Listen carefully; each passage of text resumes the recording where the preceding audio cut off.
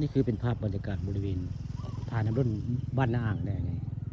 เรียกว่าอ่างเก็บน้ำห้วยหินตาดล่ะตอนเล็งไก่คำมณีภูคาปนคำผสมเอาภาพบรรยากาศ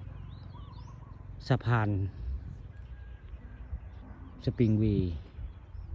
อ่างเก็บน้ำห้วยหินตาดล่ะนี่คือเป็นภาพพระเจ้าเฮ็ดยังโมเลวได้คาดว่าสีเทเด้อเบิ่งนี่เบิ่งอันนี้พระเจ้าเตรียมพร้อมมันมืออื่นสงสัยสีเทได้นี่คือสะพาน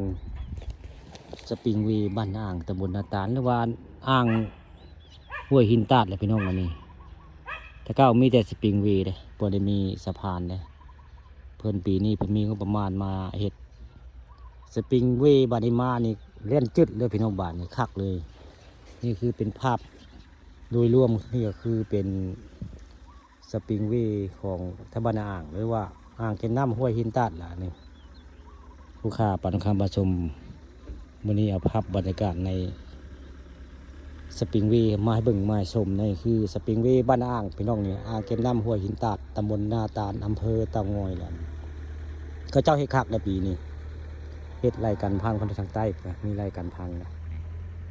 ใต้ลงไปเจ้าเฮ็ดคักและเฮ็ดไร่กันพังอย่างดีนะลงไปนี่ก็ไปผู้บ่ได้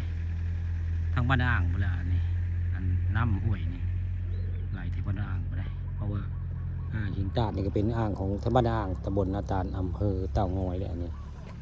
อันสปริงเวย์อันนี้สปริงเวย์แต่ก่อนมันบ่มีสะพานแต่ว่าบ้านนี้มีสะพานครับพี่น้องนี่มีสะพานครับเลยนี่เจ้าเห็นไว้เบิ่งแล้วก็สงสัยสิเป็นมืออื่นนะคาดว่ามืออื่นคือสิที่ได้นี่เบิ่งเจ้าเตรียมการเตรียมงานไปแล้วนี่พอชิมซีก็เตรียมพร้อมแล้วคิดว่ามืออื่นนี่ต้องเทแน่นอนเบิ่งแล้วนี่ปีนี้ครับพี่น้องนี่แหละคือสะพานสปริงเวย์อ่างกิมตำห้วยหินตาดได้